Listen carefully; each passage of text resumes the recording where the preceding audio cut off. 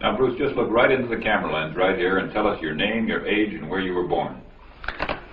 My last name is Lee, Bruce Lee. I was born in San Francisco in 1940. I'm 24 right now. And you worked in motion pictures in Hong Kong? Yes, since I was around 6 years old. And when did you leave Hong Kong? 1959, when I was 18. I see. Now look over to me, Bruce, as we talk. I understand you just had a baby boy? Yeah.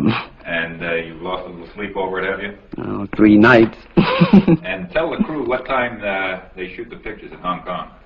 Well, it's mostly in the morning because it's kind of noisy in Hong Kong, you know, around 3 million people there. And so every time when they have picture, it's mostly, say, around 12 a.m. to 5 a.m. in the morning. I see. They'd love that there.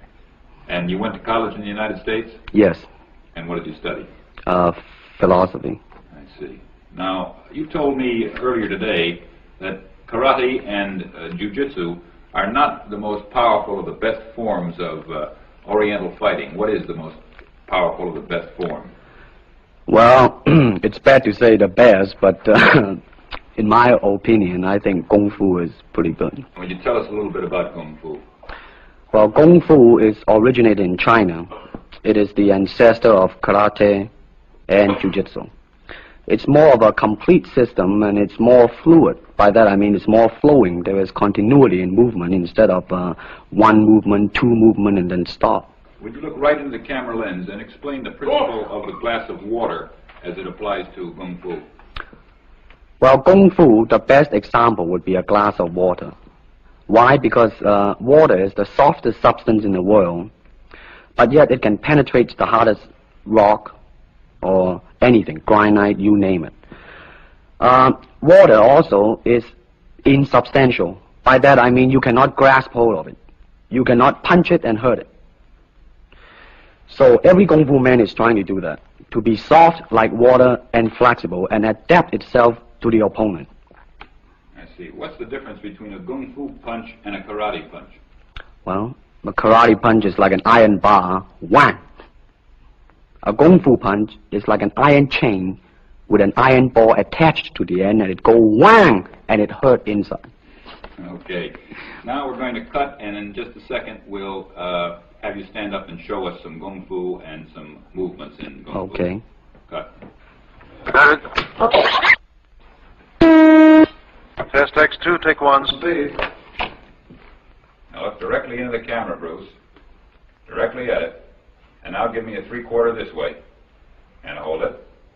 And give me a profile that way, all the way. Good. Hold it. Now come back to a profile on the other side. And hold that. Give me a 3/4 on that side. And then give me right into the camera again. All right. Now the camera will pull back. And Bruce, first show me the movements in the classical Chinese theater. Classical Chinese Well, theater. you know what we talked about in the office. How they walk and how they start to move. Well, in Chinese opera, they have the warrior and then the scholar. The way the warrior walk will be something like this. Walking this way, straight, come out, bend, straight, and then walk out again. An ordinary scholar would be just like a female, a weakling, 90 pounds in Child Atlas. You'll be just walking, you know, like a girl, real, shoulder up and everything. So by the way they walk, you can immediately tell who they are. Right, what character they represent. Now, show us some Kung Fu movements. Well, it is hard to show it alone, but I will try to do my best. All right, maybe one of the fellows will walk in. You want to walk Yeah, in? it would be... Go ahead. Go ahead. Go ahead. Come on, lady. Okay.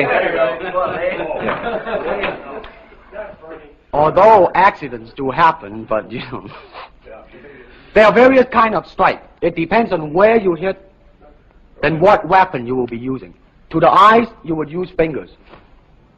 Don't worry. I will. To the eyes. Or straight at the face, from the waist, everything on. Hold it just a minute. Let's move this gentleman around this way so you're doing it more into the camera. Okay, swell.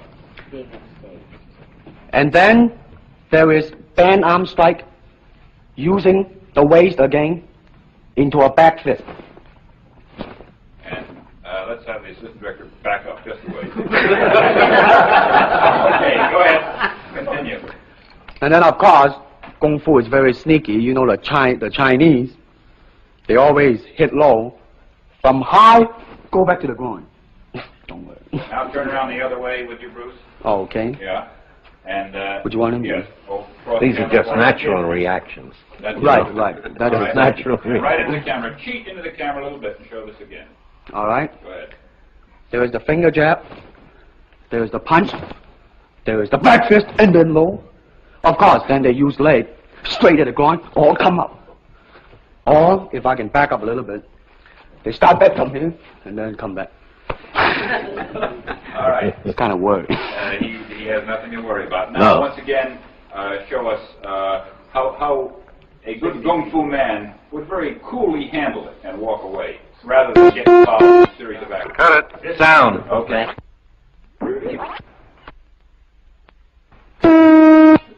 Test X2, take 2. Now, Bruce, so that we can clearly see what you're doing this time, we'll face the fact that there's nobody there. Show me now the difference between Jiu-Jitsu, which is long and involved, and Kung Fu, which is very quick if you have an opponent. All right, for instance, you will read it in a book, in a magazine and everything, that when somebody grabs you, you will first do this, and then this, and then, thousands of steps before you do a single thing. Of course, these kind of magazine would teach you to be feared by your enemies and admired by your friends and everything. See? But in Kung Fu, it always involves a very fast motion. Like, for instance, a guy grabbing your hand. It's not the idea to do so many steps. Step him right on the instep. He'll let go. This is what we mean by simplicity. Same thing in striking and in everything. It has to be based on a very minimum motion so that everything would be directly expressed. One motion, and he's gone. Doing it gracefully, not to go, yelling and jumping all over him, but to do it. Excuse me. That's it. Okay. Now, show me once again just a few movements there. Well, Kung Fu can be practiced alone or with a partner. Practicing alone, they involve forms. Some imitate a crane, a monkey, a praying mantis. This is a crane form. Start off.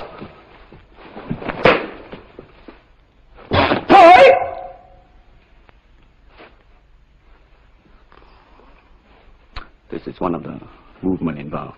Show us one more movement, and then we'll be all through. Okay, I'm glad to hear that. They have the tiger that start like a tiger, using claw to claw the face, or the beak of the crane to the eyes to move.